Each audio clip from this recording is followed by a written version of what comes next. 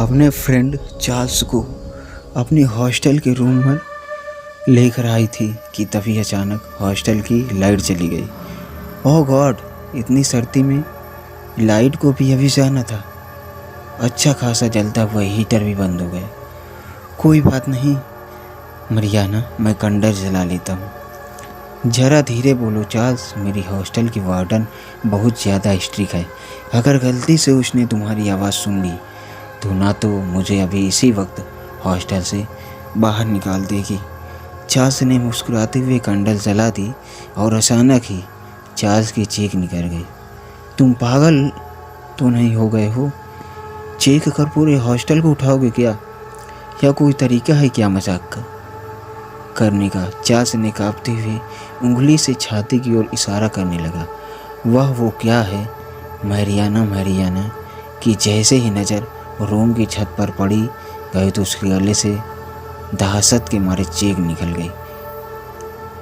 अगले दिन मरियाना और चार्ल्स की लाश हॉस्टल के चर्च के सामने बने हुए एक पुराने कुएं में मिली और इस घटना के 6 महीने बाद हाथ में मार्कशीट पकड़े हुए अपने घर में घुसी और अपने पिता को देखकर खुशी से बोली, डैडी देखिए, मैंने पूरे कॉलेज में टॉप किया है। यह तो बहुत अच्छी बात है बेटी, मुझ पर बहुत हमेशा गर्व रहा।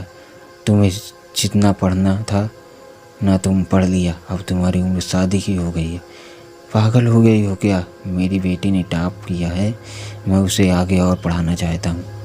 आपने तो मेरे मन की बात छीन ली डैडी। मैंने इन कॉलेज में तुम्हारे एडमिशन की बात कर ली, मगर तुम्हें हॉस्टल में रहना पड़ेगा। क्या तुम रह पाओगी? हाँ डैडी, क्यों नहीं।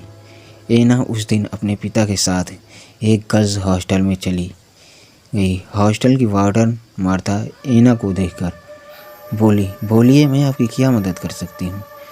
मेरा इस कॉलेज के हॉस्टल में न्यू एडमिशन हुआ है, क्या आप मुझे मेरा कमरा बताएंगे? हाँ ज़रूर, इतना कहकर मार्था ने ना की और देखा और थोड़ी देर के लिए शांत हो गई। आपका रूम मिल गया है और यह लीजिए चाबी। मेरे रूम का नंबर क्या है? वह चाबी की टैग पर लिखा है रूम नंबर 10। थैंक्स, कोई बात नहीं, कुछ भी समस्या आए तो मुझे बुला लेना। जी बिल्कुल। एना ने अपने पापा को अलविदा कहकर अपने रूम की तरफ जा ही रही थी कि तभी किसी ने पीछे से आकर उसके कंधे पर हाथ रखा। एना ने देखा तो वहाँ पर कोई नहीं था। क्या हुआ बेटी, तुम रुक क्यों गई? पता नहीं डैडी, मुझे ऐसा लग रहा है जैसे पीछे से मेरे कंधे पर किसी ने हाथ रखा हो। तुम्हें क्यों वहम हुआ होगा? तुम देर बाद एना के पिता एना को हॉस्टल के कमरे में छोड़कर अपने गांव की ओर रवाना हो गए। एना अपने रूम से निकली ही थी कि अचानक एक लड़की ने आकर उसका रास्ता रोक ली। कौन हो तुम? और तुमने मेरा रास्ता क्यों रोक लिया? मेरा नाम जूलिया और तुम रूम नंबर 101 में शिफ्ट हुई हो ना? हाँ, लेकिन तुम क्यों पूछ रही हो?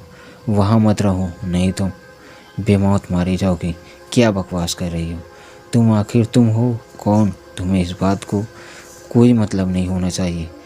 तुम्हें मेरी बात पर ध्यान देना चाहिए।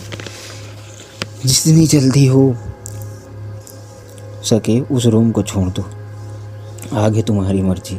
एना गुस्सा से आगे बढ़ गई और बड़बड़ाने लगी। आखिर समझती क्या है यह अपने आप को? इतना कहकर एना ने जैसे ही मुड़ कर देखा तो वहाँ पर जूलिया नहीं थी। ये कहाँ गायब हो गई? एना अपने रूम की तरफ चली गई। ना के रूम की बालकनी के सामने बने चर्च के बाहर कुआं साफ दिखाई दे रहा था।